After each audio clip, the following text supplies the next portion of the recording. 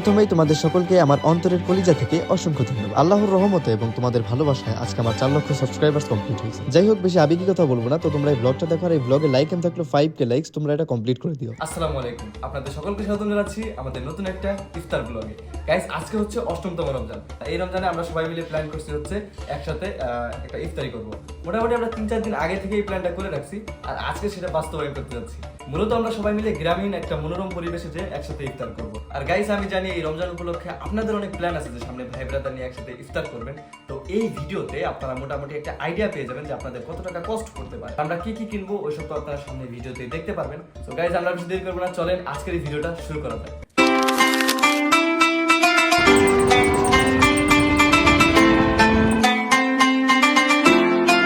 আজকের ইফতারিতে আমাদের main item হচ্ছে কাচ্চি এবং মোহাম্মদের শরবত। তরমুজ আর কাচ্চি কেনার জন্য আমি আর হুরাই ভাই এখন যাচ্ছি গোপালগঞ্জ, কারণ আপাতত আমাদের বাজারে তরমুজটা অ্যাভেলেবেল। এখন ইফতারিতে যদি ওই তরমুজ নামক মধুটা না থাকে তাহলে কি চলবে? এর জন্য আমরা ভাবলাম রোজা রেখে কষ্ট হলেও গোপালগঞ্জ যাই। যাই হোক, তো তিলছড়া আসার সাথে সাথে আমরা একটা বাস পেয়ে যাই। তবে ভাই, এই বাসে উঠলে না আমি সব দিক দিয়ে প্রবলেম। এই দেখেন ভাই, বাসের সিটগুলো যে এত বড় বড়, যার কারণে আমি আমার পাওটাই রাখতে পারতেছি। যাই হোক, কোনো রকম অ্যাডজাস্ট করে আশপাশের প্রকৃতিটা দেখতে দেখতে আমরা চলে যাই গোপালগঞ্জ। দেন এইখান থেকে একটা রিক্সা ভাড়া করে আমরা বেরিয়ে পড়ি কাচ্চি লাইনের উদ্দেশ্যে। আমরা হুটহাট করে বেশিরভাগ রাতের দিকেই গোপালগঞ্জ আসি, কিন্তু দিনের বেলা বেশি একটা আসা হয়, আর এই কারণে ভালো করে আমার প্রাণের জেলা গোপালগঞ্জটা ঘোরাও হয়। যাই হোক, তো প্রায় 15.5-10 মিনিট পর আমরা চলে আসি কাচ্চি ডাইনে। আমরা এখন চলে আসছি হচ্ছে কাচ্চি ডাইনে, আর এখান থেকে আমরা কি অর্ডার দিচ্ছি আপনাদের দেখাই।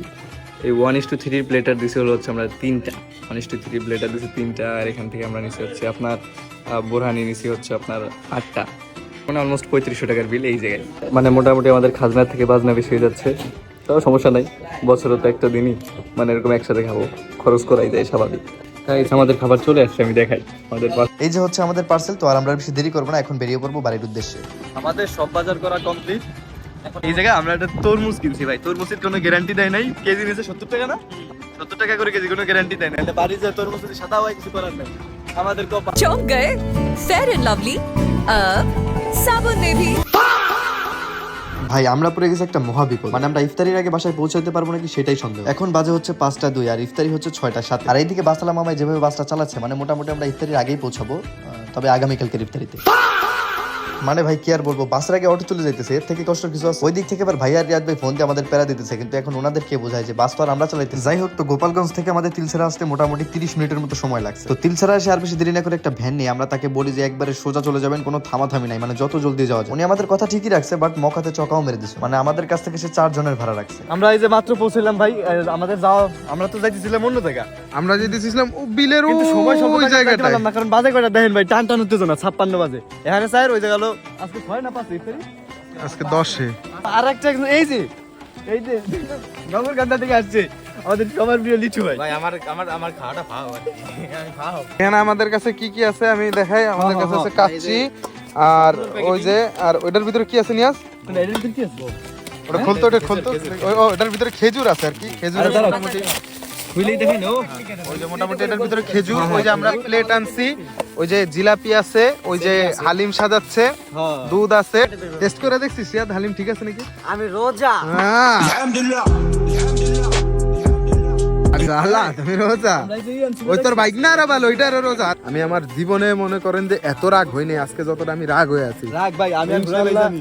সবচেয়ে বিশ্রী লেভেলের রিভিউ দেবো, যদি খালি কথা একটু ভুল হইতে পারে, কারণ সারাদিন গলা মলা শুকনা হয়ে রয়েছে, বলার বাইরে। আর ভাই, সবাই আমাদের উপর রাগ হয়ে আছে আর বলতেছে আমাদের জন্যই নাকি এই অবস্থা, কিন্তু এখন ওনাদের কি বুঝাই যে ভাই আমাদের কোনো দোষই নেই, কিন্তু ওনারা এটা কোনো মতে বুঝতেই পারতেছে না। যাই হোক, একে একে সবাই ইফতারি সাজানোর কাজে ব্যস্ত হয়ে পড়ছে। গত বছর হুরাই ভাইয়ের হাতের বানানো মোহাব্বতের শরবতটা অনেক ভালো লাগে, তাই এবছরও মোহাব্বতের শরবতের বানানোর কাজটা আমরা হুরাই ভাইকেই দিলাম। আর এইদিকে ভাইয়াকে কাজ দেওয়া হয়েছে ডায়মন্ড কাট। এত দাম দিয়ে আনছে, এখন যদি ভিতরটা চাল কুমড়ার মতো সাদা হয় তাহলে কি হবে? না, তেমন একটা সাদা না, তবে ভারী একটা লালও হয়নি।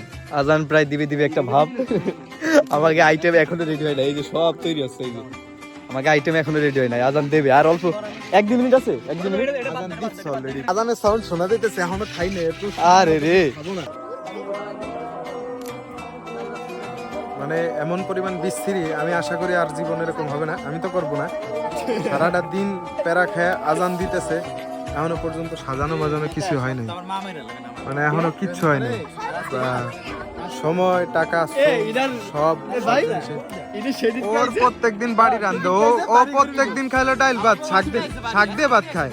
ও প্রত্যেকদিন খায় শাক দে ভাত, ও প্রত্যেকবার আইসে কয় কাচ্চি রানছে, ও যে কয়বার আসছে বাড়ি কয় কাচ্চি রানছে, ও খাইলো শাক দে ভাত। আমি বেশি বুঝি, আমি জানি। আমি এখনো রোজা ভাঙ্গি নে, আমি রোজাটা ভাঙবো সবকিছু ঠিক হওয়ার পরে ইনশাল্লাহ। আমি দেহে রোজাটা ভাঙবো, সবাই ভাই যে বিসমিল্লাহ কই রোজাটা ভাঙতেছে। আমি পরে খাবো, সব ঠিক হবে তারপর। যার জন্য এত পাগল হয়ে রয়েছে একটু ঠিক না ও পর্যন্ত খাবোই না। বুঝেছে? তার বুঝতে একজন আছে, তুই আসিস না, তার বুঝতে পারছিস জীবনে সে একটা রোজা ছিল। আচ্ছা আলহামদুলিল্লাহ মোটামুটি রোজাটা ভাঙছি, তো এখন মাথাটা ঠান্ডা হয়েছে যে না না তারাবি পড়ে না তো, খালি ওয়াক্তের নামাজ পড়ে যায়। আলহামদুলিল্লাহ মানে মেজাজ মুজাজ অনেক খারাপ হয়েছিল, তারপরে সব কিছুর পরে চেষ্টা করতেছি সব জিনিস ঠিক হোক। তো এখনই বাসায় যাচ্ছি না, অন্ধকারও হয়ে যাইতেছে প্রায়। ইফতারি করবে, সবাই মিলে বসবে, ইফতারি করবে, সাজাচ্ছে, এগুলো আপনারা দেখেন।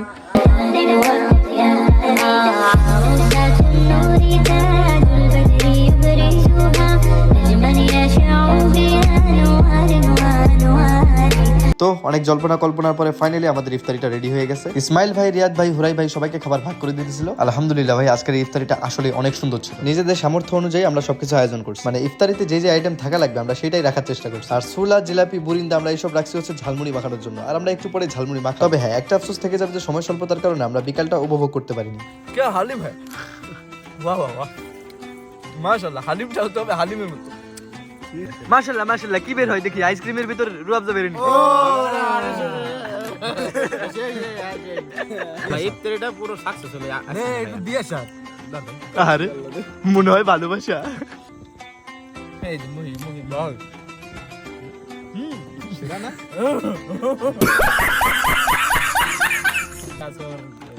যাই হোক গাইস, এই ছিল আমাদের আজকের এই ভিডিও। আর ভিডিওটা আপনাদের কেমন লাগলো অবশ্যই কমেন্ট বক্সে বলে যাবেন। আর এতক্ষণ পর্যন্ত কি কেউ দেখতেছেন, দেখে থাকলে কমেন্টে বলে যান। Bye bye.